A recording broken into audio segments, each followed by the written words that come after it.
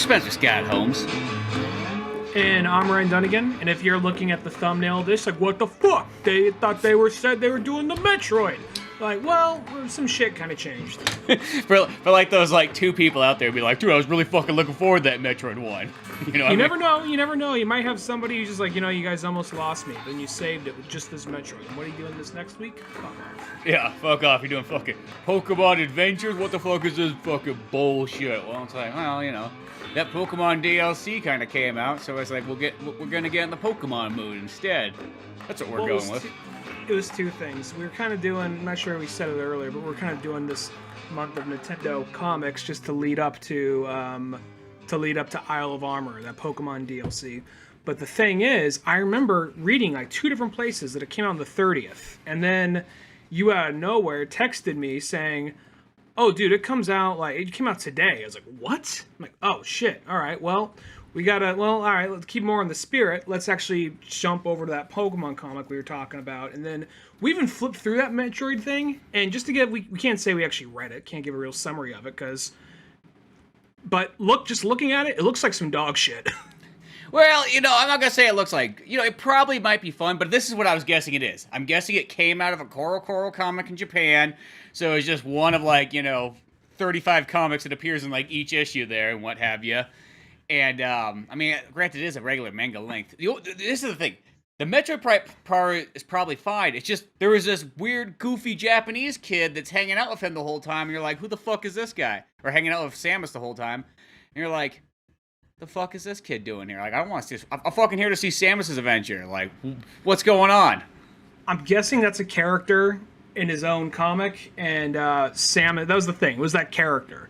Because I was like, oh, this character's here. He's like a fanboy. He's hanging out for one or two issues. Okay. I'm like, oh, he's in all these. And I'm flipping through. He's the only one really talking. Samus just barely talks and kind of stands there all stoic. I'm like, oh boy, we might have a, So we were like, well, how about we just do the Pokemon one and then we'll cover the DLC next week or soonish. Let's not put an actual date on it, but we'll try and do the DLC fairly soon after we do this comic.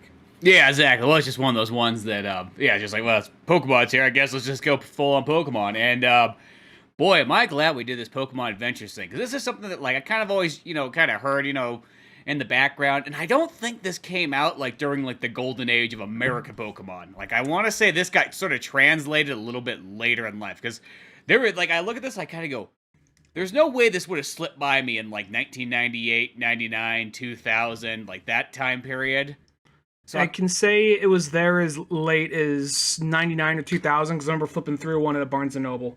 Really? See, because that's the thing is, I remember, I had the other Pokemon comic, the one that's kind of it's an in-between, I guess you'd almost say, of this kind of Pokemon comic, which this one's 1997 from its Japanese copyright, and then kind of the TV show. It's almost a good, in-between one and what have you. And there's even that anime that's probably almost maybe sort of based off this one, but it felt like it was very similar to that other comic book that came out, the one that was sold by, well, these are all I guess printed by Viz, but the days when they take mangas and they just mirror image them and they sell them in a normal comic book size and what have you, because that's what I always remember of those other Pokemon ones. Yeah, and I remember I had the first four of that little arc, and it was kind of those ones, because we almost did that, but I was like, you know what? I've heard of this other one, the Adventures one, and this, because I want to say what happens with those, because I actually kind of read a quick little synopsis, and that kind of did a speed run version of the show up to that point, but it also threw in some unexpected twists and turns. But the reason why that one's kind of interesting is because the way the characters look, I mean, the creatures themselves, the Pokemon, they actually look like they kind of went out of their way to make them a little bit more detailed. It was one of the first time you saw someone trying to pull a little bit of a creative license with these characters. And a lot of the times it's just don't. But every so often it's actually, you know what? I'm kind of curious because we only really see them in the game or the group focused version of them. You know what I mean? Mm-hmm. No, I like those. I have that entire collection, in the original style, Americanized versions of them and what have you. And I like those Pokemon comics a lot. I mean, granted, there's nostalgia as well tied into those too. But no, the art in that one's really amazing. I think because they had a guy that pretty much just did adult comics like the whole time. So we had these like high detailed characters and very detailed like monster type stuff. It's like, hey, come do this fucking 10-year-old's fucking book. And I'm like, what's the pay? It's Nintendo pay. Wasn't that the guy's thing? He was the guy, but before he did that, he was the guy who was mostly a hentai artist or something. I think he did a little bit of that. I think that's the thing is he probably drew that like once and then everybody blew that out of proportion. I think he did just a lot of like kind of just like in a sense adult books. Books made for people over 20 years old. Because even the characters, like it didn't follow it to a T. I'm going to say the first issue followed it fairly closely, but changed a few things around, like to the show, but just kind of like made it just a little bit more darker. And there's actually a little bit more violence in it. And then I just kind of skimmed ahead, and like it's all kind of broken up into a handful of different arcs, and it ends way before the show does, but it also does this thing where it ends before I think his journey is totally over. Just like he's still out there and he's still training and he hasn't given up, and Brock and Misty come and go and back and forth. So it's one of those things where I can see that would be interesting to cover at some point, because really, I know a lot of when it comes to Pokemon, a lot of it's nostalgia, and unfortunately the show doesn't really hold up to me like other shows do. But I think that at its core, there's something there that really has potential for a good story, Oh yeah. It's like one of those ones, like, don't get me wrong, like I saw like the show. I think it's like nostalgia is like what makes me be able to watch the show. I could see if like you'd never seen it before and you jump into it, and be like, what is this goofy stuff? It's like, hey. That's like one of our fucking 5 choices in the 90s we had at the moment. So you don't fucking take away. Kids these days get like 1 billion fucking anime choices. There was a time period where you had no fucking choices, and you were grateful for whatever you found at midnight on Stars. Yeah, or Sci-Fi Channel on Monday night. No, yeah, exactly. So so that's why I think that to me kind of like in a sense like I always have that nostalgia for it. I always will like the TV show and whatnot. I think the other comic book is even better than the TV show, but it is kind of like willy-nilly, like back forth, skips parts and so on. Like that's the only thing is it kind of just jumps around too much. Where this Pokemon Adventures is like perfect. It is like everything you could ever want in Pokemon, done totally right the whole way through. Like it sounds so weird, but it's like yeah, I've played the fucking video games, I've seen all this stuff before, but I was fucking like I was more glued to this comic book than like so many books I've read in like the last long while. Well, the thing about this is it returns, and if you never played the game or never gave a shit about the game, then this might mean nothing to you. But it really returns that feeling of playing Red and Blue for the first time. It really gives you that feeling. It feels very much like it takes place in that world. At the same time, though, it also it has a little bit of creative license and uses it in ways where you wouldn't expect it to be. Like some of the people who are villains, you wouldn't expect to be villains. But you know what? I didn't see that coming. But at the same time, I think it works. I could say this, if this was the show, I think that I would hold if this a comic was the show, I think I remember it more fondly. You know what I mean? Yeah, that's what I mean. It's like this one was like translated exactly into a full on just is page for page like the anime and whatnot. And there was that one Pokemon one they made that was called Pokemon Red and Blue or just Pokemon Red. I can't remember, but it was only like 4 episodes. It reminded me of the other comic book where like it just kind of like because it felt like it followed that path like a lot more. Where it's just like, here's Ash, 1, 2 badges, and then all of a sudden he's at the Elite Four. I was like, what the fuck? What about that in between stuff? Who the fuck cares? Well, there's an episode where if you want to have an episode dedicated to the Ghost Tower thing, I think that's fine. But if you only got 4 episodes and you choose the Ghost Tower, I'm like, why the fuck do you choose the Ghost Tower? And that one, even though Red, he wasn't as dumb as Ash, but he was still kind of a little oblivious. Like, dude, you trying to catch my Pokemon in the middle of a fight? Oh, I'm sorry, I didn't know you can't do that. So he was still kind of a dumbass. And Red in this, because it's not Ash and Geary. In this, it's Red and Blue. And Red, they changed their personalities a little bit, but apparently this is more fitting with the creator's idea of what he wanted it to be, story-wise. And Red in this, he's way more he's more competent. And he is a little not ignorant, but a little bit more arrogant.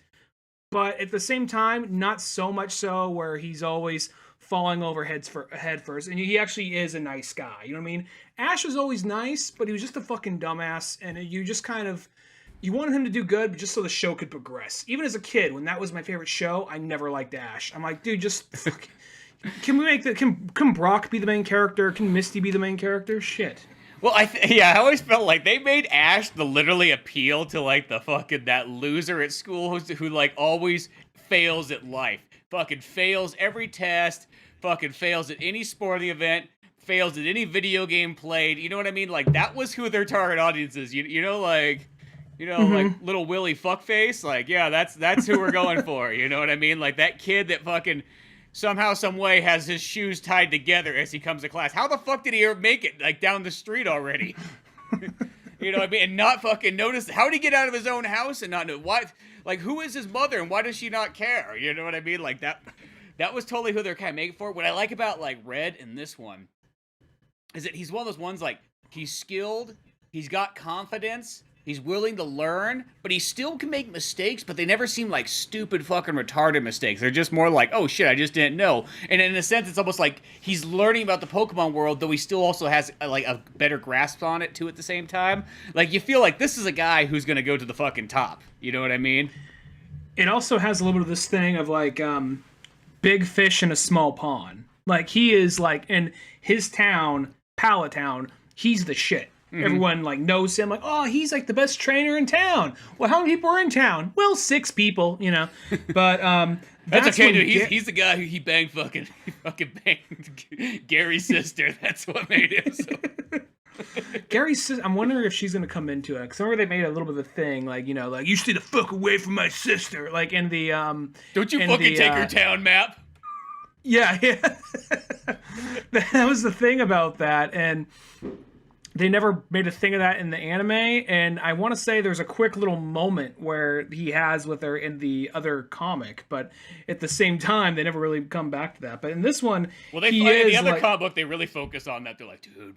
They're like Mary. I remember being as a kid to be like, you'd be like, dude, check out fucking Mary or fucking Gary's sister, and it like was like, oh, but they made it out like this, like, yeah, dude, like that's like fucking Ash's life goals, like fucking Mary Gary's sister. It sounds fucking weird with this Mary and Gary and all that stuff in the same sentence, but do you even know her name? No, just Gary's sister. Shit. You, Ash, lovingly take Gary's sister. Yeah. You know, and I like how even in this one too, it's like fucking Ash is still like, it's like he's caught Pokemon already, like he kind of knows what's up. I like even like I think it's got the most coolest starting Pokemon you could almost have in this one. It's like he's got like this Poliwhirl, and it's like it's already evolved. Like he already evolved it early on. It's not even like we have to see this, so it's almost like you already know that he kind of has a grasp on how things work. And he's even like that's also like just such a weird like his first 3 is such a weird odd end team. Like he doesn't start with Charmander, he doesn't start with Squirtle. He has a Poliwhirl, and then everyone's always talking about like, oh, Old Man Oak. He's such a weird old curmudgeon. Fuck that guy. And he was also in the people talking about like, then there's like his grandson who's just a total badass. Who catch a Pokemon, probably can't be that much of a badass or whatever. And that's the thing. What they do about Gary or Blue in this version is he is a douchebag, but he's not like the total. He doesn't come across as the total like entitled kid who just has all the resources in the world. He just seems kind of like that kid who's very focused and very driven, and he's so focused and he's so driven that everything around him is a distraction and doesn't have time for it. Yeah, no, I think the way that they do Blue in this one is like so perfect because it's like, well, one's like he's just that guy who's like he's highly skilled, highly trained, knows what he wants in life, and almost just doesn't like the idea of somebody kind of getting in his way. But he's not really a dick. He's not really a douchebag. He's just one of those kind of guys just being like, what? Like, I fucking spent the he's like almost like that super like entrepreneur guy. Like, I spent all the time learning how to do this. Like, what's your fucking excuse? That, but he still is kind of a dick in the way of like where he's not just blatantly a dick, like, smell you later, with his hair, with his emo cut flapping back and forth. And his fucking cheerleaders coming out of his car that for some reason he's got a car at 10 years old. God forbid how that happened. Like, what? My fucking grandpa's Professor Oak. Shit, he could get me a license. One of these girls one of these girls has a license, I'm pretty sure. No, he don't. Nah, fuck it, just drive. Is this even our car? Don't question it. It's okay, if Officer Jenny comes by, I'll just pay her off. Shit, she loves money. She loves justice, but she loves money more. No, I was gonna say, the whole thing with that is with because there's even a scene when they first bump into each other and they get this point across where Red is way more, even though he could be kind of a little oblivious to some things, not as dumb as Ash, of course, but like a little oblivious in some ways. Blue knows what he's doing, but it's all about the goal. It's all about the goal, and that's all that matters. And he's trying to catch a Kangaskhan, and then Red stops him.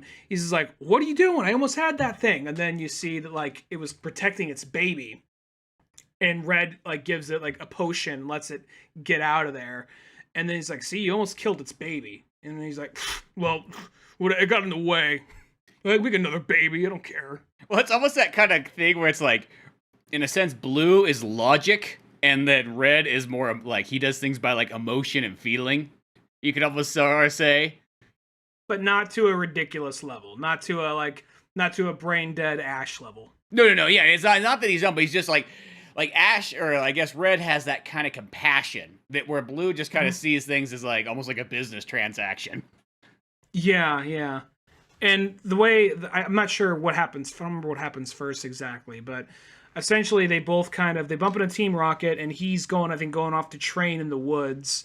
And out of that, he sees a Mew, and he doesn't know what it is.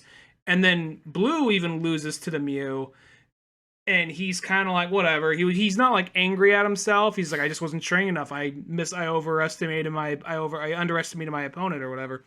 And out of that, I want to say, I don't think they have a quick battle, but I want to say like his Charmander knocks out his Poliwhirl for a second. Like, sorry, thought it was wild. Not a big deal. Get over it. Yeah, exactly. Well, those ones. And I will say, I love how Mew kind of appears just right off the bat. Like, that's almost kind of like how Ho-Oh appears in the cartoon. And I mean, I think that was just sort of like the cartoon came out just late enough. They're like, shit, we got a new fucking Pokemon game coming out. Like, whip a new one of those ones in there. Which, I mean, granted, is actually pretty cool in itself, because when you first see that, you're like, what the fuck is that Pokemon? That wasn't in my fucking game. Well, when did, let's see here. When did Gold and Silver come to Japan, would you say? That would have been 98 or 99. Because I remember right when it came out, I downloaded fucking like Gold on like, because it was like right when I kind of got into like emulators on the computer. I was like, oh shit, I can get fucking Gold from Japan. And that's when you're like a kid and you like literally would play an RPG that's in Japanese and actually make fucking progress in it. And just figure it out. Just like, well, okay, that's not flamethrower. Okay. That's like what you would do. It's kind of weird. It's almost impressive in a sense, because you would like memorize the characters of the Japanese language and be like, okay, that's the moves. I know it. Like, I beat a lot of RPGs, like all in like Japanese. I could not even imagine playing a game that was like that heavy in Japanese nowadays and being like going more than like 15 minutes, more than just kind of seeing what the game was. Mm-hmm. So, but going back to the show for a second. So the game came out in 95. So that means the show came out like in 97 or 98 probably. In Japan? Yeah. Yeah, so probably this comic, because I remember like I was literally pulling up a Nintendo Power not too long ago, and it was one of those like before it comes to the US, and it was like maybe like 6 months out or so, and they were kind of getting people amped up, and they're like, well, in Japan they got a fucking comic book, they got cards, they got the TV show, they got all this fucking cool shit. You better get that fucking wallet prepared. Yeah, I could definitely see that. I got I'm not going to say I was late to that train, but I was, I kind of got onto it probably by the third episode of the show, because I saw the third episode of the show was the first one I saw, and then I was like, oh wow, this show's cool, and I like the concept, and then later I ended up getting the game, and at the time I liked the show more, but as time went on, I kind of dropped the show and was still kept. I mean, don't get me wrong. Maybe it sounds like I hate the show. I don't hate the show. I more miss the feeling the show gave to me, but strictly as a show, it just doesn't hold up like, say, other animated shows at the time did. Well, here's the thing. This book right here gives you, that same, like, all the good feelings of that TV show, it gives you, and then it tops it off with just a fantastic story. Like, this is one of those ones, like, I mean, granted, I'll say this, you probably have to still, like, have, like, some, like, love of Pokemon. But beyond that, though, like, this thing, to me, it felt like it was treated like so much more serious, like, in a sense. Like, not like it's like, oh, it's dark and serious, but I mean, like, it felt like I was totally engaged. Like, this is, like, exactly how Pokemon needs to go. I mean, just even, like, when Team Rocket comes and they're just, like, kind of, like, pillaging for Pokemon, like, out in the woods. And you could just see, like, they don't give a flying fuck. They're already just kind of, like, terrorizing this area. And then there's also this whole thing where you have people coming in, kind of like, oh, here's their Team Rocket generals. And it's not Jesse and James coming by to fuck things up all the time. And I remember the first 4 or 5 episodes, Jesse and James were serious, and they were actually threatening. And then suddenly they just got really fucking stupid. Yeah. And this one right here, 2 head members, spoilers coming ahead for the show, for the comic, 2 head members of, like, their upper elite, and this kind of caught me off guard, was Lieutenant Surge and Koga. Yeah, I thought that was, like, one of those ones. I mean, that is jumping ahead, but I was like, whoa, that's kind of like, I would not expect that. That's definitely different, but it's almost kind of an interesting thing that, like, almost Team Rocket has sort of a more into even, like, the Pokemon League, which would make more sense if the 8th gym leader is Giovanni, like, come on. You know what I mean? Like, obviously, somebody else has to be kind of tied into this. I assumed that at the time, they were probably doing something kind of like, you know what, we're not gonna be doing, how do I put it? We're not gonna explain it too much. It's a kid's thing. But as our generation got older, like, well, why wouldn't they do it? We start asking questions, asking fucking questions. Shit. Now I could see it being something where it's like Giovanni was like a prestigious kind of like businessman, kind of like, it's kind of like finding out like Jeff Bezos is like Lex Luthor. You know what I mean? Yeah, I was gonna say that makes kind of sense. Give it a kind of Lex Luthor kind of thing, because I feel like pretty much everybody in, like, Metropolis, they go, oh, Lex Luthor, he's a pretty good guy, you know what I mean? Like, shit, he invents shit, he runs for office and all of them. Superman's just like, shut the fuck up, what you fucking? You don't know that asshole like I do. Fuck that bald asshole. Let's see what he fucking does at night, fucking on his off times when he's not, like, showing up and kissing babies and shaking hands and shit. Lex Luthor. What the fuck y'all know about Lex Luthor?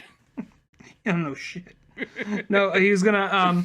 I could see Giovanni being like that, but naturally that guy would have ties into, so maybe, on their off time. They never actually get across about Surge being a gym member, but where you'd fight Surge in the game around then, like, rather than just have him just being like, oh, I gotta go, get this badge, or I gotta go get that badge. It's more like his journey just takes him, and he's on the SSN, and then, like, shit gets more intense. Like, I'll say things happen more, like, more intense shit happens in this version of it, because it's not like Team Rocket. Like, okay, maybe a few times in the cartoon, Team Rocket tried to kill them a few times, but most of the time, be like, we're gonna steal them and get away, ha ha ha ha.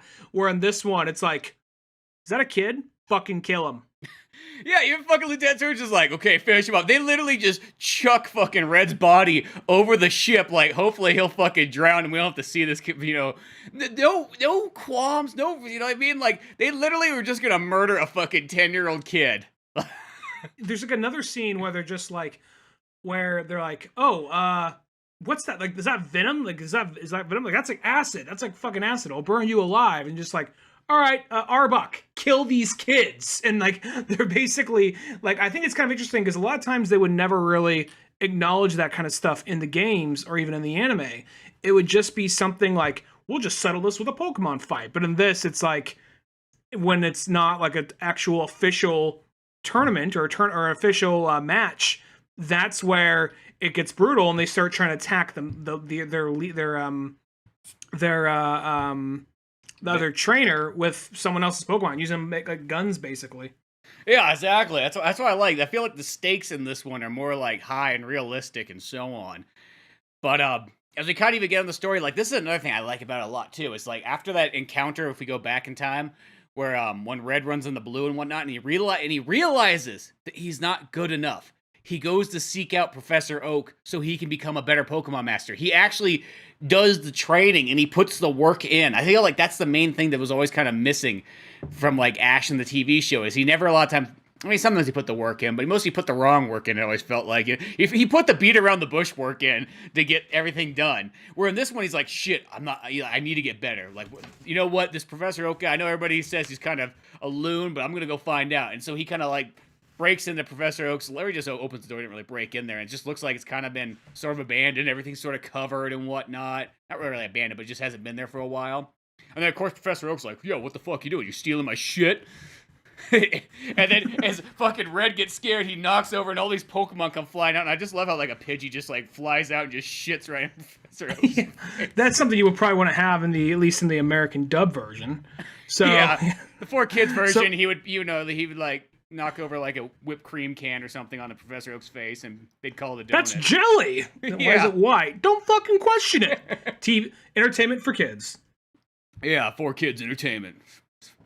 And then, like, they do, I mean, I get, they used a little bit of a speed run. They show him catching a few of these things. And this whole time, Oak's like, I'm gonna fucking, after we catch these things, I'm so, Red's like, I'm so sorry. I'm gonna help you capture all these things. You're fucking right, you're gonna help me catch them. Then guess what? You're going to fucking jail. You're gonna go to fucking Guantanamo Bay. No, it's not a thing yet, but trust me, it's gonna fucking be there, you know? And then as they're going out there catching them, there's a part where they corner a Bulbasaur, and, Red is able to calm the Bulbasaur down and say, hey man, we're not going to hurt you. And just Oak sees that, okay, this kid, not only is he willing to correct his wrongs, but he's also really good with these things. He has a real understanding of them. He clicks with them. And then he's like, you know what? I'm not going to call the cops. I never want to see you again, but take this fucking Bulbasaur. But, well, and now you work for me. Now go take this Pokedex and go fucking explore the world and do fucking research. Because that's I own a child now. You know what? This movie's like Good Burger. Except for you didn't instead of crashing a car. All summer fucking vacation, you're gonna be working off for me. You're Kenan Thompson. And no, you're not gonna be sitting by the pool all summer long. Hanging out, playing Nintendo. So does that make you Kel? Not fucking Kel. Do I look like a fucking idiot to you? Well, I don't know. That Pidgey, that you still got Pidgey shit on your head. Like, you fucking tell me. He just wipes it away. He just walks away humming to himself. He's a dude. She's a dude. He's a dude. We're all dudes. Hey, fuck. He's right. I am Kel. No, there's actually a quick scene where I think the main thing where there's like a wild Machoke, and this thing looks fucking massive compared to dozen other things, but it's just like it's a wild Machoke. What the fuck? It's just coming to kill him, and then that's when like Bulbasaur saves him from basically getting squashed by this thing, and then from there, that's where I think Oak says, you know what? Keep this fucking thing. You work for me.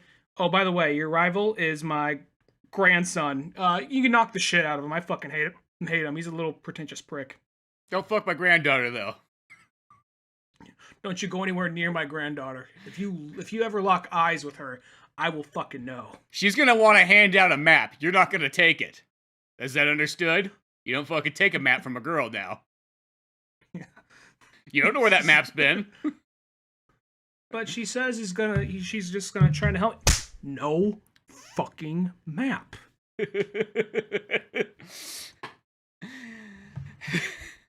Well, I like you because then, like, Red kind of explains. It's also the other way he started with movies. Like, well, I saw a Mew the other day. It's like, oh, maybe this kid's like, he's almost like, Red is like the Pokemon whisperer in this fucking story. Like, he understands Pokemon differently than most people. He could talk to them. He could sense them. You know, oh, he's jerking that one off. Maybe that's what it is. Oh, God. Oh. Well, I'm going to kind of look the other way on that one. He's like, what was that movie? What was that movie in Tropic Thunder, like Simple Jack? You make me happy. Oh, I like how after those couple issues, because that's when he bumps into Gary or Blue. I'm so used to Gary, but Blue. It's weird. I'll call Red. It's easy for me to call Ash Red, but for some reason, calling Gary Blue always seems kind of odd. Yeah, it does seem odd. I guess it's one of those things because Red seems distinctively different from Ash. And another thing is, I think Gary and Blue, they still look and act kind of similar, but just Blue's just a little bit more well written. You know what I mean? Well, that, because Red is like an actual name. It's like Red Foreman from like that 70s show or something like that, where like, not saying people aren't named Blue, but like, Blue Not is commonly. Yeah, it's definitely not nearly. I mean, there's like Vita Blue, but that's a last name. And then there's like, that guy, well, it's in Spanish. Blues Brothers. And fucking, well, Blues Brothers, but that's not, oh yeah, I guess that's true. But that's more like, once again, like a last name. And then, Elwood Blue, yeah. I was gonna say there's, other than last names, the only other kind of first name I can think of is in El Mariachi. Azul, yeah. Yeah, that's the only time I can think of like one that there's a guy named like that. So I think that's always what kind of throws me off, where it's like and maybe because it sounds weird, Red and Ash both because they're just 3-letter words. Maybe that. Well, I guess fuck, Gary and Blue's 4 letters, so it is the same. I don't know how I'm trying to beat around this bush here and see if I can figure that out, but just kind of how it is. I will say that Gary is more similar to how he is in the game than yeah, because they do make him a much better character. Blue is a much better character in this, but in the game, I'll give the show this: he is more accurate to the game than he is in that. I will say, but next part I like how because they come up with interesting ways for him to meet his different team members, and it's you feel so bad for some of them because at the very beginning he keeps a Nidoran. And then he also captures a few other things, but we never see those ones. Only 3 he really gives a shit about is just his Bulbasaur, his Poliwhirl, and his Pikachu. Yeah, exactly. Well, even like we find the Pikachu, it's almost another kind of cool story because I just like how like in this kind of variation of it, they treat like Pokemon as like shit. Pokemon are fucking dangerous and fucking like can sometimes be fucking pests. Like when he gets to Viridian City or whatever it is, there's just this Pikachu that's just running around like stealing food, electrocuting people, and people are like, dude, this fucking Pikachu is just going insane. Like, and it's like, and it also kind of goes to show that like Pokemon trainers are not nearly as common. Like maybe it's like one of those things like it's not everybody's a fucking Pokemon trainer. You know what I mean? So they're like, shit, this fucking Pokemon's just running around. We got no fucking animal control. And then, of course, Ash shows by and fucking, goes over and fucking jerks Pikachu off real quick. It's like, see, Pikachu, it's okay. It's okay. Like, oh, man, you're really good at Pokemon. It's like, well, if you just rub their dicks.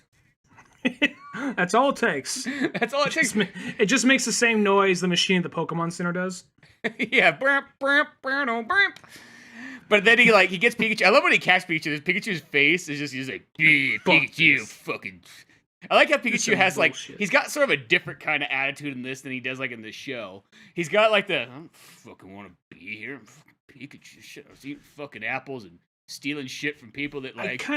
I will say that each of them have, each of his team members so far, who knows, maybe it changes as the series goes on, but the 3 on his team, they all have, like, very distinct personalities, where you had in the show, you had, like, all right, you had Pikachu...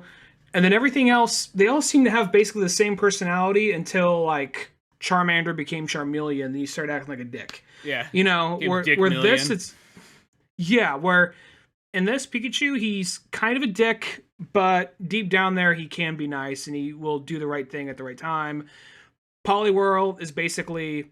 Man's Pikachu. best friend. Yeah, he's basically Pikachu from the anime.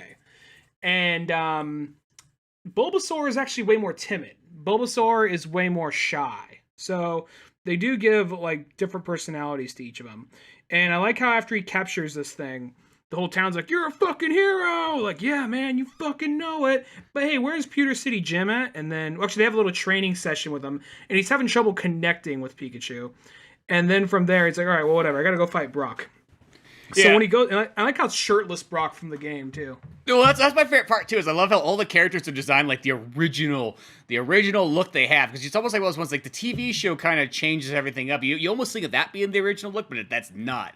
So we get shirtless Brock, and it's like he's having a throwdown challenge. You better fucking show up. And yeah, he just got back from the quarry. That's why he's shirtless, and he's just like, so I'm pretty sure that's all Pewter City is. Like, what do you got? We got a rock quarry. We're just a giant Bruce Springsteen song over here. It's either you work down at the quarry or you leave. It's one of those two things. This is the New Jersey of the Pokemon world. Shit, even in the cartoon show, Brock was pretty fucking Bruce Springsteen. Like, oh, he's like raising like 15 kids. He's like, my father just one day up and left and said, he couldn't work out at the Pokemon factory anymore, and from that point on, he just said, you know what, son, it's up to you. He like came, it's like, he came into my, it's like a country song almost. It's like, he came into my bedroom, you know, at midnight and told me that it's up to you, son. I can't be a man no more. You take care of all those 15 kids I had from different mothers that I don't remember. The 80s was really rough on your dad. I'm going to tell you that right now. It was shit, you know what I mean? I was just traveling around and, you know, working odd jobs, fucking odd things. Weird stuff came out of them. Odd shit. No, I like the idea because that was the thing he said in the show where he says like, I tried to leave, become a trainer, but I failed, and I saw you reminded me of myself. And then it just like, you failed, but so I like to believe, like, I'm assuming he kind of went out and didn't get too far and just came back. I'm imagining that probably took a couple of years, but I like to think he just went out like 3 days. And like, it's not panning out. Just came back and decided to live in like a shack in the woods and kind of watch his son raise his other like 14 children from a distance. I feel great shame. I'm not even a father anymore. The 16-year-old boy's better than I am. He's even got his own fucking job. Head gym leader, I couldn't do shit. I went to Mount Moon and that's as far as I got. I got lost. I realized, oh shit, I'm scared of the dark, and I don't have the flash. 8 p.m. or whatever, or HM. So I just tried to aimlessly walk through there, hoping that I'd find my way out. And next thing you know, I found some wild mushrooms, and it's been 14 years ever since. I wish I could say I got him at a Fish concert. No, wasn't that. Yeah. Some fairy handed it out to me, and I said, sure, I like the party. They're growing out of a pile of hobo shit. But judge not and just take it. Then that Brock's just like, all right, yeah, here, just take these kids. I don't fucking care. I'm gone. What? Yeah. But what I like of this was we get back to like old school Brock, serious, like, I'm here, I'm Brock. You came to my fucking gym. This is where we train fucking hard. You know, life ain't fucking easy. That's why you take your shirt off. Get your rock Pokemon out. And I like it because it has this sort of thing, like, these are the mistakes that sort of Red kind of makes, but they're not like stupid mistakes. When he goes to he's like, oh shit, you know what? I'll fucking heal my Pokemon in the morning. You know what I mean? Which sounds like something that any of us would kind of do. You know what I mean? You get that point, you're like, shit, I'll just fucking do it in the morning. But when it gets down to the morning, fucking Pokemon Center's fucking closed down for some god knows reason. And it's just like, you know what? Got attacked by Team Rocket. Oh, yeah, I guess that's what it is. Team Rocket came and raided. And he's like, you know what? Fuck it. I'm going to do it anyways. There's a tournament today. Can't back out now. I know my Pokemon are weak. Let's do it to it. Yeah, and he's just like, well, all I got is Pikachu, and he's fucking weak against these things. So he has a strategy, and there's a couple people he has to fight before Brock, and they kind of get across the strategies. He's like, oh, wow, he's taking them all out with one hit within the first match, you know, so he's starting to build up this name for himself. And everyone's just like, oh, wow, this kid's actually really good. By that point, like, Poliwhirl and Bulbasaur are out of it. So he's like, shit, I gotta fight Rock now, and I'm down to Pikachu. Now, this is the one thing where I'm like, because I remember watching the show, and then trying to use Pikachu on an Onix. I'm like, well, I had a fucking plan out. But in this, it does the same thing, where it's like, oh, well, it's so powerful, it actually shocks him, which is like, okay, whatever. But at the same time, though, I still kind of like what it did, where it's just like, all right, the one that's been...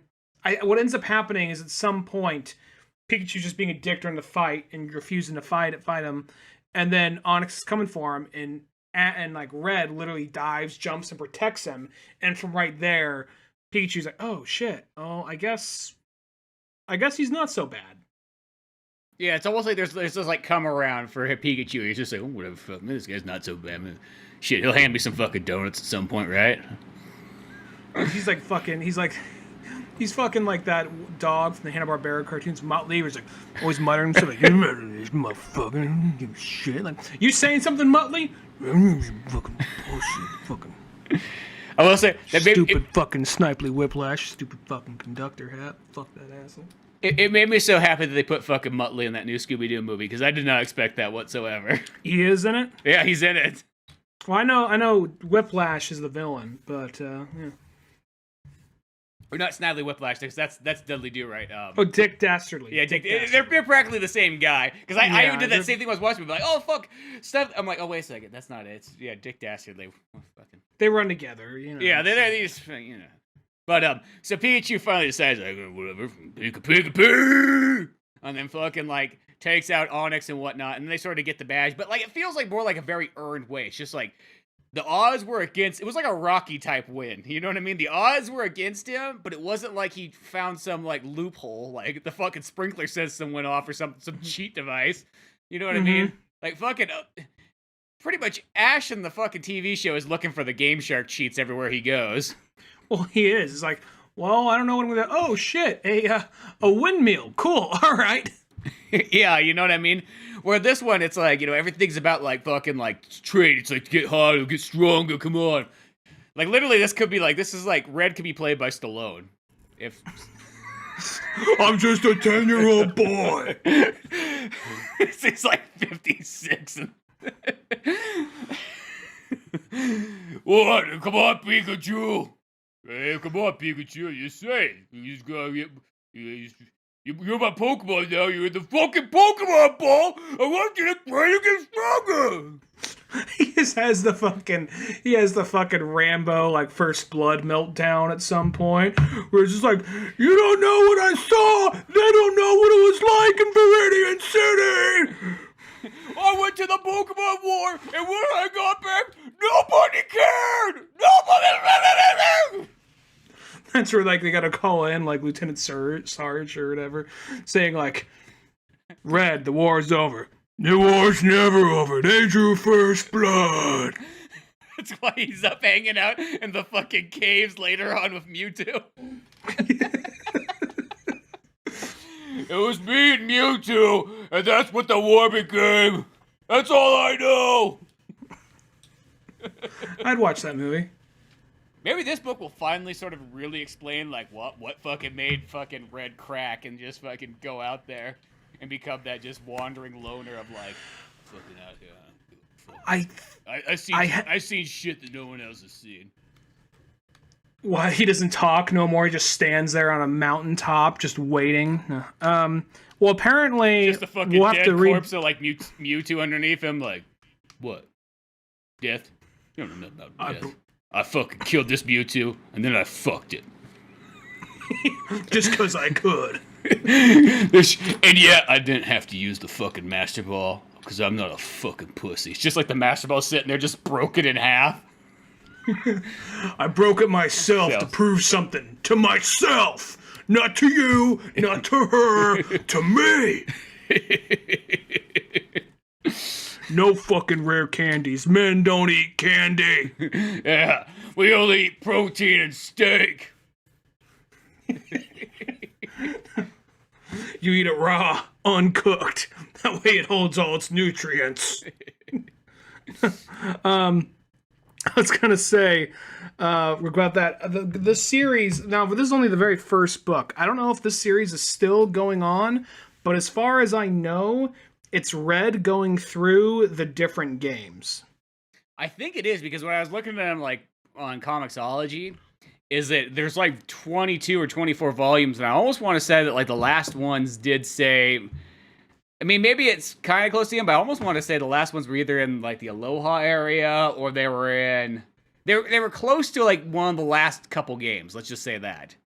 Yeah. So it has gone... But the one thing, though, is it looked like that... It almost looked like that Red sort of disappeared from it after a while, because after like the first like few books, there's different people on the covers. That's all I'm saying. Oh, okay.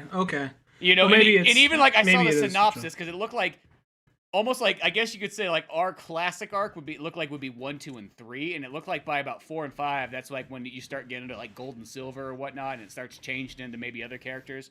I'm not too sure, but I do like how, because after he wins the badge, he bumps into Misty fighting a Gyarados. It's just this wild Gyarados just fucking out there, and fucking Misty's like beaten, bruised, and battered out there. And she has like, so it's one of those things that's interesting, because before everything else, it would be like, oh, look, you encountered this thing. Oh, it just blew you away or whatever. No big deal. Where in this one's like, oh no, if you try to capture one of these things and it goes bad, it can go bad like it could equal in death for you because you see Misty and she's actually it's not to like an R rated or even a PG-13 rated level, but you see she's actually bleeding, which is you're not used to seeing blood in like the show or anything else like that. Like you can see she's a little battered from fighting this Gyarados, and then Ash helps her capture it, and then you find out that oh well this was actually her Gyarados and it got stolen from her by some people from Rocket, and she was trying to capture it back. Yeah, she was chasing after him. This thing's just been on like a rampage, like fucking Godzilla or something like that, just tearing through like villages and whatnot. And it's just like right here, it's just like Ash or fucking Red and Misty sort of join forces, and he kind of explains like, oh, I'm going off. I'm a Pokemon Master. I got this fucking Pokedex. Check this shit out. You know what I mean? Like, and as they're kind of going on, she's sort of teaching him cool shit along the way and whatnot, being like, yo, here, you gotta learn this, you gotta do this, like, cause she's kind of like, she knows what's up. It's Misty, but like he's kind of looking at her like, who the fuck are you? Like, shit, you can't even keep your Gyarados in his fucking like ball. Yeah, and she said like they did some kind of experimentation on him which made him go rabid and crazy. He's actually a very nice when you get to know him and this and that. And then from there, once they're going into Mount Moon, she's like, hey, don't you need to train him up? Like everything in there's a rock Pokemon. I'm fine. All mine are water. Yeah, I kind of like how she just kind of lays that up. Be like, I don't got a fucking problem. And it's like, I mean, if you look long enough, there might be some cheesy lines, but I really can't think of any that stand out. And everything they say, it's not like you're reading like a Tarantino script, but a lot of the dialogue is very like to the point and not very like. I feel like other stuff they got to try and like force feed it to you, like other games, like even the games as well as the anime. Definitely, I feel like they force feed you a lot of exposition, and some stuff it's there like, all right, we need to explain this, and this has a little bit of just simple exposition, but at the same time, it doesn't really hold your hand too long for it. It lets you pick up on it pretty quickly. Yeah, and also, too, it's like some of the explanation, I will say it's like, this was literally like day one out the door Pokemon. So, like, you are kind of like, you know what I mean? Like, you kind of take it for granted now. Like, shit, you're like, it's almost that kind of classic thing. Like, what, you don't know fucking Batman's origin story? Like, this is like catching it, like, at the very beginning. And like, well, shit, nobody knows fucking Batman's origin story yet. It's fucking, 1939. Yeah. It's and like, then it's yeah, like, well, this one. So I think that some of the explanation in it's kind of fine. Like, it's like not like it's out of the way and whatnot. But as they're in the Mount Moon, you kind of learn like what fucking happened to Gyarados is like they find Team Rocket once again, and they take this Rhydon and they fucking literally fucking inject it with a syringe, just being like, watch this fucking shit. Which I'm wondering if the Detective Pikachu movie pulled from that. I don't know. I kind of wanted that too when I was thinking about that. I was like, I've never seen that in anything else. And what also evolves that quickly because it goes from a Rhydon to a Rhydhorn, and then they have this big battle with it. And I think Misty gets knocked out in the battle, like actually, but then you don't realize it at first. Maybe if you there's like, he looks a little different, but then you see the main general that's fighting him. You realize, oh shit, that's Koga. Yeah, you don't realize it, but he's got the scarf, I guess is the best way to kind of give it away. He's got the scarf, but then he has the hair, because he's wearing a hat most of the time. Once they get away, he takes the hat off. Like, oh shit, that's the hair. And then you kind of look, oh, he does have like some ninja gauntlets going on there. Yeah, so then it's like you kind of, but I almost want to say it doesn't even mention that's Koga yet. You'd have to, in a sense, know your Pokemon to know that right off the bat. And then they get to Cerulean City, and you're like, oh, wow, Misty's fucking loaded, and she's just hanging out there, and he's just, like, Red starts talking, like, all the big deal, like, she's like, all right, Red, we really got to take this seriously, we really got to bring these things down, and then the more he's talking, the more she's like, well, the more he's talking, like, it's not a big deal, we'll handle it, and she's getting pissed off for how nonchalant he's being about the whole thing, and she's like, look, these guys are actually organized and they know what they're doing. So if we don't work together and be your best at this, it's going to be the end of fucking everything. They're going to take over everything. We can't let that happen. Do you get what I'm saying? It's like one of the few intense moments of it. Yeah, well, that's the thing. Like, Misty's like, yo, this is the fucking mafia you're talking about. He's like, yeah, whatever. Like, you should have saw it, dude. Misty fucking passed out. I don't know. She had a few cocktails or something like that. Who knows what the fuck's going on? You should have saw me. I was out there fucking full dick flowing and whatnot. Fucking me and Poliwhirl were fucking kicking ass. It was amazing. You know what I mean? Fucking Team Rocket. Team bitch, by what I say. Come on. Come on, dude. Like, Like, hey, Misty, stop being such a sourpuss. Like, look at my maid audience right here. They fucking love me. Shit. And then later they end up having a battle, and I don't remember who wins. I think it ends kind of more of a stalemate, just to kind of get a point across. And he's like, well, I'm off on my next adventure, Misty. Thanks for opening my eyes. We'll work together at this, but I'm going alone for now, so see ya. Well, they even do the thing, too, where, like he's like, oh, you know where the Cerulean City gym leader is? Like, show me the dude. And she's like, yeah, okay, I'll fucking show you. Fucking show you this shit. He's like, hey, this fucking idiot. Yeah, there's nobody fucking in here. This is fucking stupid, Misty, and whatnot. And then when it finally turns out, it's like, hey, yo, I'm fucking the gym leader. And then he's just like, oh, what the fuck? That can't be it. And then they do actually have kind of like an intense battle and whatnot. And it does have like a nice way where it's like, in a sense, like, Ashmore, like, sort of learns that, like, shit, you're right. Like, we do gotta fucking train and get better. Like, there's almost kind of that thing, like, hey, look, you can't fucking do this kind of alone. Like, let's get stronger. And they even just have, like, a fucking Rocky montage type thing. Like, yeah, let's fucking, I mean, they don't really show it, but it's like, it's almost like Ash trains for, like, 2 weeks with Misty out in the fucking woods. You know? And then he fucking takes off. And then, of course, I love how, like, you get to, like, the Bill part, and it's almost like Bill could be played by, like, fucking Jerry Reed. Jerry Reed. Like, look at the way he fucking... You know Jerry Reed, like the guy who's in Smokey and the Bandit? He plays the truck driver. Does the songs for Smokey and the Bandit. Because, like, everyone's like, oh, gosh, darn dang it, there's a stupid rat tail in my fucking Yeah, boy. Yeah. I'm fucking trying to do some goddamn motherfucking science here, and this goddamn rat's getting in my way. Something scare you. Yeah. No, and then, like... I'm the smartest person here, I tell you what. He also does a total, like, Brundlefly thing, because he basically actually gets into this thing, this transportation device thing. And also the Bill one was just kind of, all right, that was kind of fun. That was just more of a quick, fun one. Like, oh, shit, they threw the whole Bill thing in there, because in the show, they kind of beat around the bush. Like, oh, he was just in a suit. But in this one, it's like, oh, wait, he actually literally did get turned into one of these. It's like a humanoid rat-a-tat thing. And I also like, before he really even kind of gets the Bill, like, Red even has this moment where he's like, shit, I got all these fucking Pokeballs, they're heavy as fuck. Like, what am I supposed to do? Like, it almost kind of, like, works its way into, like, why you need Bill to fucking have the transport device. Like, you know what I mean? Like, you realistically, it's like, in this world, I guess it's not like it was once you locked to, like, 6 Pokemon. It's like, I guess, however many you can fucking carry. And then once he finds Bill, of course, you know, he saves the day and what have you there, and, you know, they do some battling, and then Bill's like, yo, I got this system, it's a transport thing, so you don't have to carry around all those excess Pokemon anymore.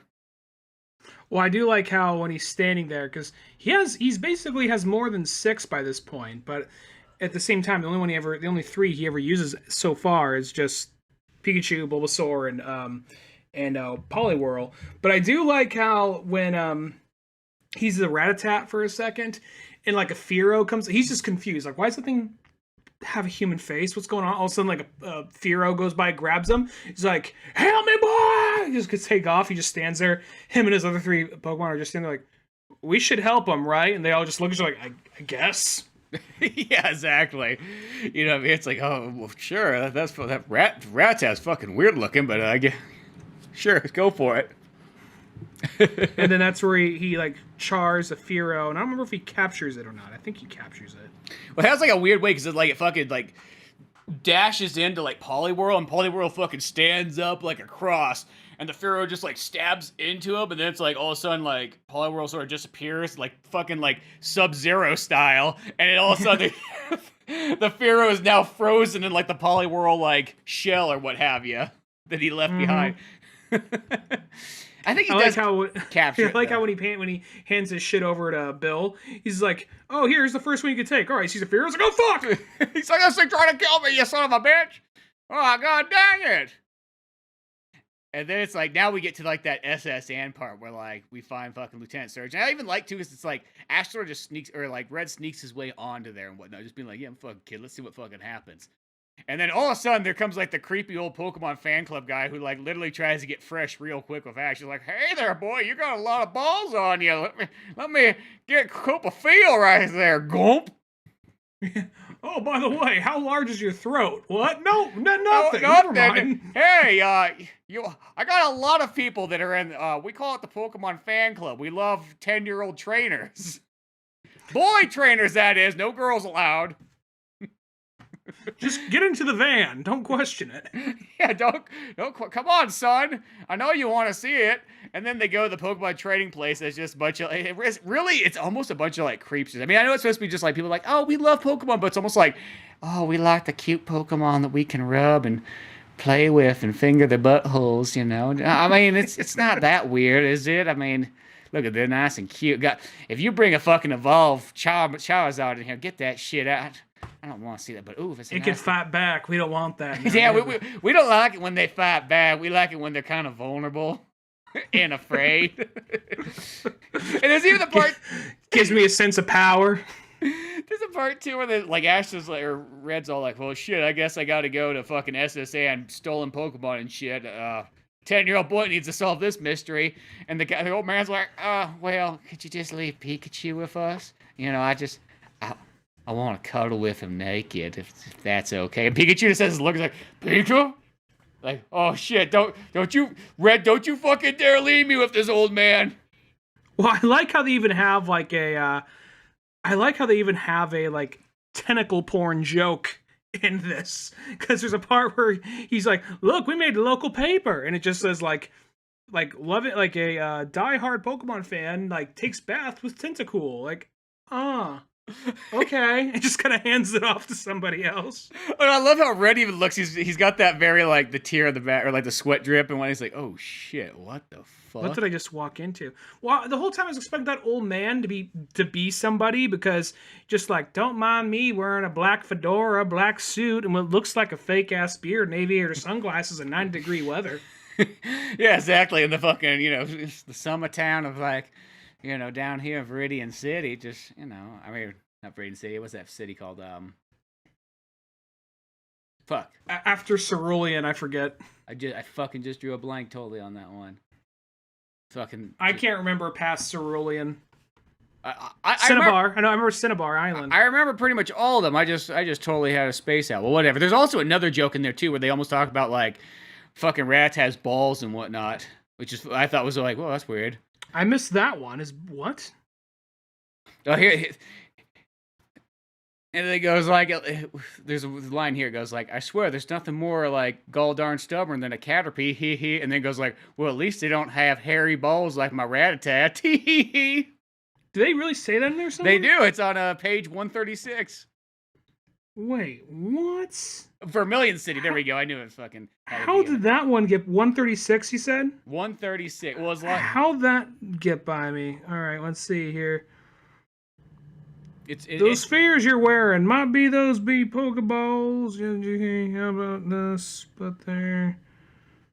Shit, 136. I'm sorry to stop the thing dead, but I'm just trying to find this. It's right when they get to the Pokemon Club where the old man's like, don't be shy, son. Come on in. Okay, take this to the post. Here, sign this up. There's nothing more stubborn than a Caterpie. Well, at least they don't have hairy...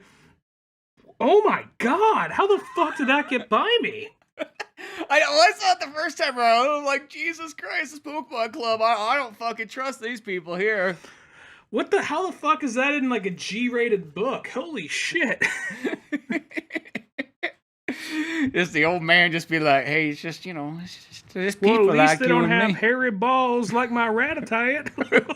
Like, you wouldn't hear that shit in The Simpsons back in this time. No, exactly. I was like, what the fuck?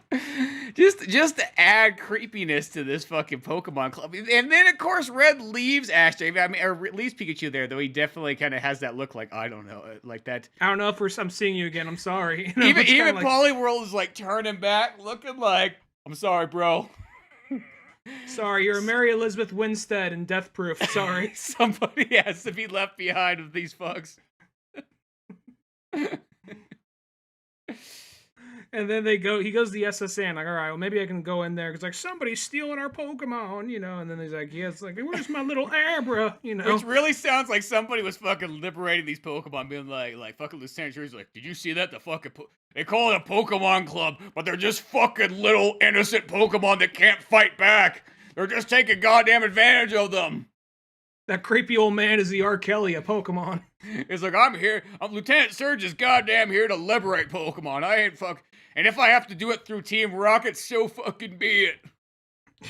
So he goes back to the SSN to basically save him, and he gets in a couple fights with some Team Rocket people, and then Surge comes out of there, and he has a battle with Surge, and he has like a big ass Electabuzz get into this big brawl, and they end up knocking out his Poliwhirl, and then out of that he ends up a bunch of Magnemites do this thing where they basically put him in this little electric kind of force field thing, and then drop him into the ocean. And then, I don't know, this is one small thing. I'm just saying, you're a trainer. You should know this. Like, what's this thing? This is a water thing. This thing lives in the water. Like, well, let's get rid of it. Throw it in the water. You know, so... not throw it in dry storage, or let's not you know, not like try and toss it in an oven or something. Like, no, let's just throw it back in the water. And then that's where he, Red has this flashback to where when he was a kid, where his Poliwhirl saved his life. Like when he was a little kid, he was drowning. Poliwag evolved into Poliwhirl, and that's from this. And this is one of those things. If I saw this as a kid, I probably would have been like, "That's bullshit." But here, I'm like, oh, whatever, works for the story. It turns into a Poliwrath and saves him, because in the game, you need a stone in order to make him evolve from that point. But I'm not gonna, you know, jump on it for that. Yeah, I thought the same thing too, but I'm like, you know what? I'll say this. I feel like, in a sense, I almost like this more, like the fact that, like, he, in order to get stronger, like, it's almost like evolution sort of happens more like at moments when, like almost like pressure is pushed on you. Not necessarily just like, oh, you hit a certain level. It's like, no. Like, when fucking the time comes, that's how you evolve. You know what I mean? X-Men rules. Yeah, exactly. And I'll say this, I will take that Poliwrath version more than the game one. I actually like that more. It's like, and this all fucking comes, like, Poliwrath comes out fucking, like, kid under his arm, like, don't you fucking mess with my trainer. Don't you fucking mess with him. This is my boy. I fucking love this kid. And then even Lieutenant Surge has that, like, thing where he's, like, trying to run away. He's like, oh, Poliwrath, oh, shit. Well, yeah, that Electabuzz was still just, like, well, even, like, Surge even swears, but it's, like, it's one of those things where they do that thing where they just bleep it out with just symbols. Yeah, he's just like, fuck. And then, like... Don't you fucking mess with him. like Red wakes up, everyone on the boat is dead, and he's just like, they tried to kill you, boy. I'm not gonna let that happen. I'm not gonna let that happen. Like, I think this boat is the devil. The boat is an enemy. I think you should go back in your ball. No ball. Like, oh fuck, okay. He just like slams the ground next to him. Come on, you're gonna be a Pokemon master.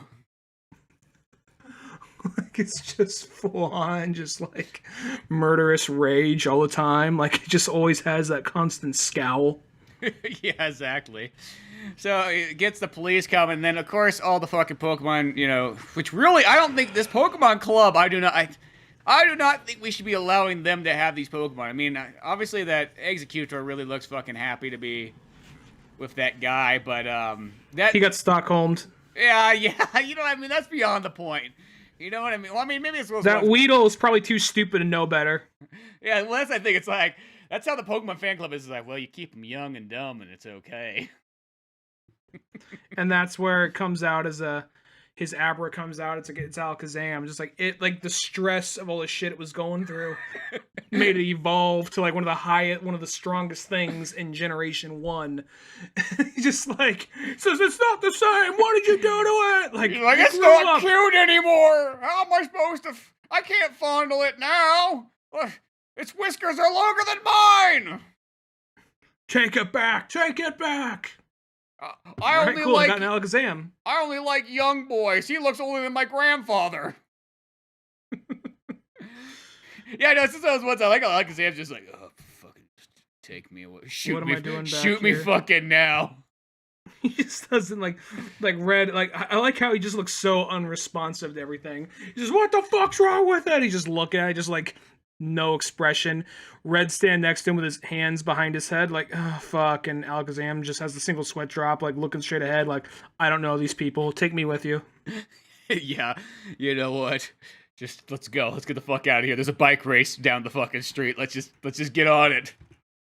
And the bike race thing, that's more of a quick little fun thing. He just, at some point, he's just doing the bike race, and he's just doing at some point he falls off the course, and he has he cuts through like a forest, and he has like Pikachu zapping all the Pokemon coming at him, and he has Bulbasaur sitting in the front, kind of whacking and clearing away with his vines, more or less.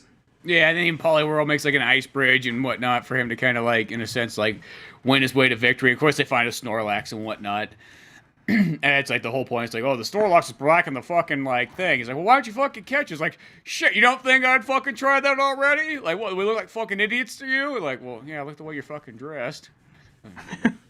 and then from there, because the Bulbasaur is covered in honey, because they bumped in like a beehive, and then it starts he wants to eat the Bulbasaur. So then he ends up winning the race, but using the money, he buys all the food. So it's kind of like it's just more of kind of a sitcom thing. He gets all this money, but in order to make it out alive, he has to use money to buy food for the Snorlax, so it won't try to kill him. Yeah, so it doesn't eat fucking Bulbasaur. Of course, even Bulbasaur's running around in like fucking circles with Pikachu as fucking Poliwrath's like, oh! Banging its chest. Poliwrath's just amazing. I don't say Poliwrath is was like, even that one where he's like running away in like laboratory, he's like, come on, Red, let's do it! More steps, train harder! I do think he's that guy when everyone's going to the gym the same day. He's the guy. It's like, hey, they're like closing up right now. He's still there, just like bench pressing by himself. No spotter. Like, I'm never done. My set is never over. Look into my Poliwrath. But and that's where we come to I feel like Town. they sort of needed like the sitcom break like little episode because it's like, okay, kids, the next one is all about death. It's all about death, and one day your dog is gonna die. Yeah, because I think that's that thing. Like, I will say, like, I will give Lavender Town kind of credit back in the olden days, because like that's something that like a kid's game would never have this day and age.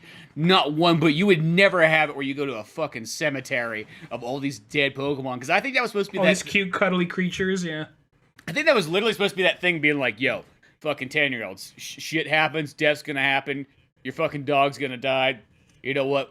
We're letting you know because your parents probably have hidden it from you the last 10 years. Well, they amp it up because in this, it's not like, oh, you fight a couple of Ghastlies and oh, you fight a Cubone here and there. It's like a Ghastly or something possesses the dead corpses of Pokemon that are there. So he ends up fighting off a bunch of zombie ones. And it gets kind of graphic, too. Like, there's like, you see like an eyeball kind of sagging out of like a dead Psyduck's eye. You see its rib cage. Like, there's no actual blood. But it's still kind of like, it's like some kind of like ring type shit, you know? There's like, you see part of its rib cage just kind of busted and hanging open, you know? So he basically has to fight off this horde of Pokemon zombies. Well, then, like, every single time he attacks them, like, they fucking, like, burst into, like, pieces and so on. Like, you're blowing apart zombies in Resident Evil. Mm-hmm. Like, it's like, this part's like, what the fuck? And, like, it did get, like, seriously violent. And then he goes, like, the whole reason he goes in there, because another fucking creepy old man's like, hey there, Billy, you want to come? Like, my Doduo fucking died the other day, and I'm kind of sad. You want to comfort an old man with a glass of tea? And, you know, of course, Red's like, oh, I guess I'll go over there. He seems like a nice fella. Must be in Japan that, like, old people, I guess because it's that old, like, martial arts kind of philosophy. Like, well, it's an old person, so they'll probably know some sweet techniques. You know? Where in America, it's the exact opposite way. It's like, don't you fucking... Old people know nothing. Don't you dare go near them. It's like, you know the best part about a duo? When one head gets tired, you got another head sitting there just waiting. Okay, it's time to leave. I miss my Doduo. You know, a boy that looked kind of like you came on by, and well, he went to the tower 2 weeks ago, and you know what they always say? People don't come back from the tower. That's what Doduo. You want to go visit? He's like, yeah, anything to get out of this, you know, fucking house and this tea that I'm not sure is actually tea. And then once he gets up there, I don't remember, was it a Ghastly or would they have a hold of something else? Because I think Koga was there. The Ghastlies, I think Koga had something to do with the mind control, but the Ghastly was there. And then Ash finds fucking Blue, or Red finds Blue, and then they get to a battle and whatnot. And he's possessed too. Yeah, and Blue's possessed, and then his Charmeleon fucking does like a spin attack, like a fire spin, and it hits the Ghastly somehow, some way, and that knocks it out, and then it kind of wakes them back up, and then fucking Bulbasaur goes full on. This is kind of weird. He goes like full on Kirby, except for he's absorbing into his bulb, and just like Yeah. And then as he eats, it's like Red's like literally like, wait for the blurp part, and he's like blurp, and then he goes like bow, and just shoots it fucking out, and it shoots out the window, and then it just explodes outside. Like Bulbasaur like literally fucks this Ghastly up.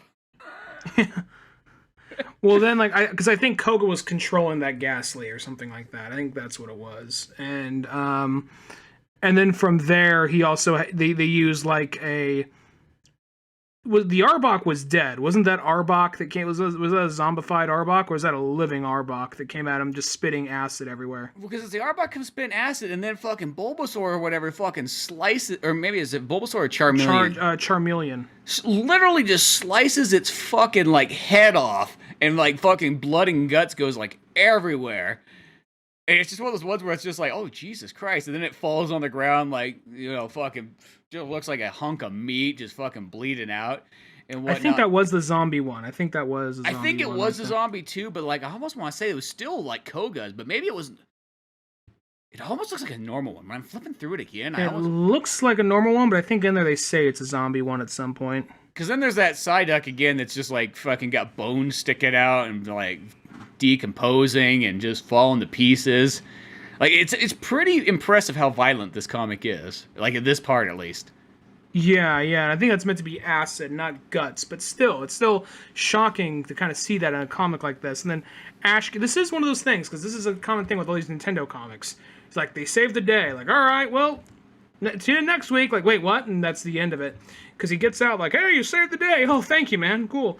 And that's all really. And granted, there's two more volumes in this arc, but yeah, this is I wouldn't mind checking out the other two because this was a really fun. It was the right dosage of nostalgia, but it was still, I think, fun enough and well written enough to enjoy it, even nostalgia aside. Well, that's the thing is like not only did it give me like grand Pokemon nostalgia. I mean, I kid you not. Like I've always said that if there was one world, like one fantasy world, that if I could live in anything, I would choose Pokemon hands down over any other choice. And this one right here just solidifies. It was just like, man, not only was this fucking like takes you back to the good old classic Red and Blue. And don't get me wrong, I like all Pokemon, but like what I mean, like no matter what, Red and Blue. Like I think the upside of this is like we were literally like. Target 100% the exact age that those games were made for when they came to the US at least. I mean, I guess if we were in Japan, we would have been a little bit like on the older or the younger side for that. But like as far as the US, we were 100% the prime target audience age. Any older, any younger, we would not have fit into that category. But right there, so this sort of takes you back, puts you right in that groove, but it also felt like fresh at the same time too. Like I felt like not only was I kind of going back and seeing an old friend, but I was getting something sort of brand new. It's almost like when you watch a movie that you really love and then someone's like, dude, do you know there's this fucking like alternative cut of the movie? And you're like, get the fuck out. What? They're like, yeah, dude, there's like a complete different third act or whatnot. You'll be like, I gotta fucking see this. Like that's sort of how it kind of felt.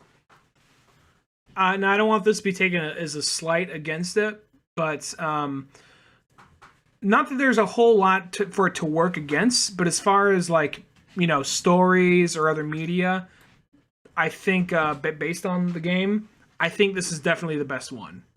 I agree too. I really feel like if you want the ultimate classic Pokemon experience, I think this Pokemon Adventure was totally it. Like, I mean, like it was just dialed in the whole way.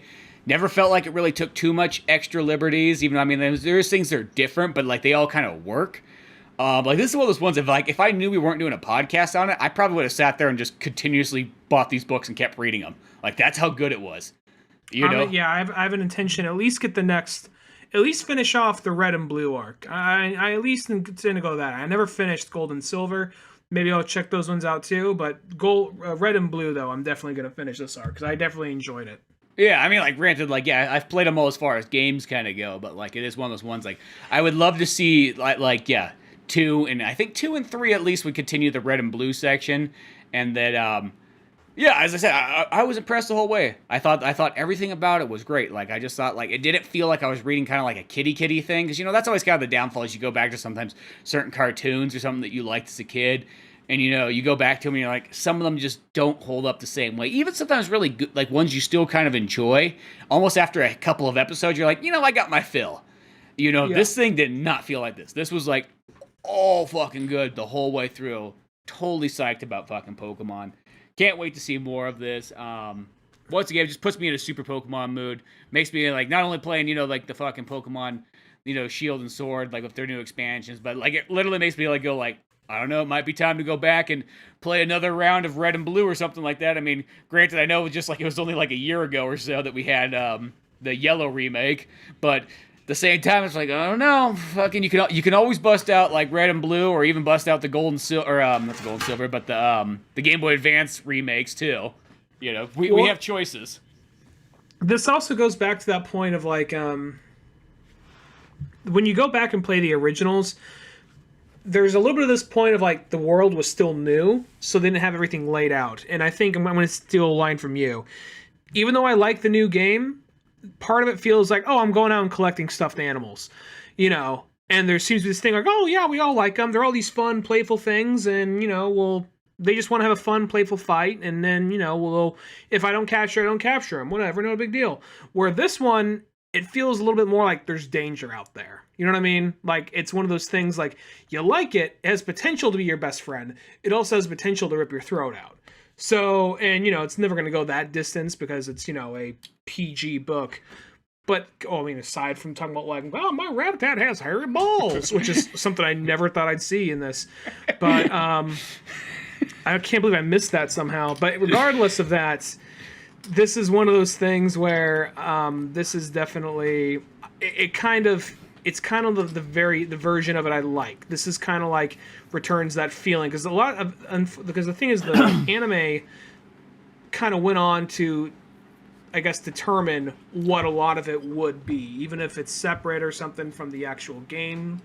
It went on to certain rules and certain ways to go about it seem to kind of determine it all. Where this right here feels like it's kind of like the original story. Yeah, and I just like, it's like one of those ones, like, don't get me wrong, I love the fucking, like, the new Pokemon game. I think that's one of the best ones they've ever kind of made and so on, but as time has kind of gone on, and I think it's just like, this just kind of goes to show the difference between, like, a 90s generation person to, like, a 2010s person, is that people have just gotten softer as time goes on. That is just how it is, and, like, when I kind of go back to, like, this, it's kind of like, remember, like, when shit was fucking real and, like, things weren't just all fluffy fun and, like, you're fucking... Your rival is literally your rival, and like shit, people didn't fucking help you out. Like, another thing I just loved in this one too is like I kind of like how Brock and Misty don't fucking follow Ash or follow Red around. Like he has to get this shit done by himself. Like, yeah, they might, like Misty was there for a moment, but it's not like she continuously goes on with him. I like how it's just like, no, you are on your fucking own. It's just you and your Pokemon.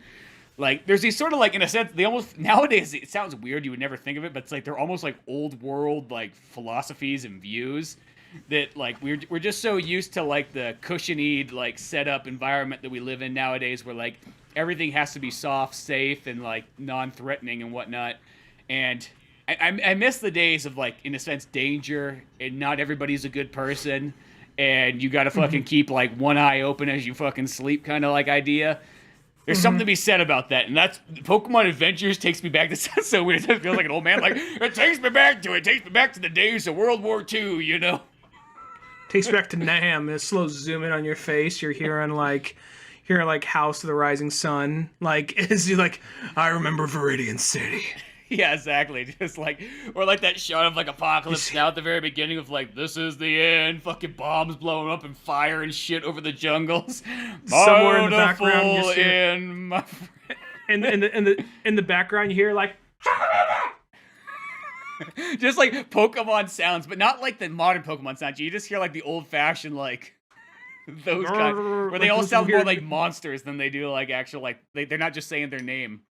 Yeah. But no. This book was overall like I couldn't have been happier.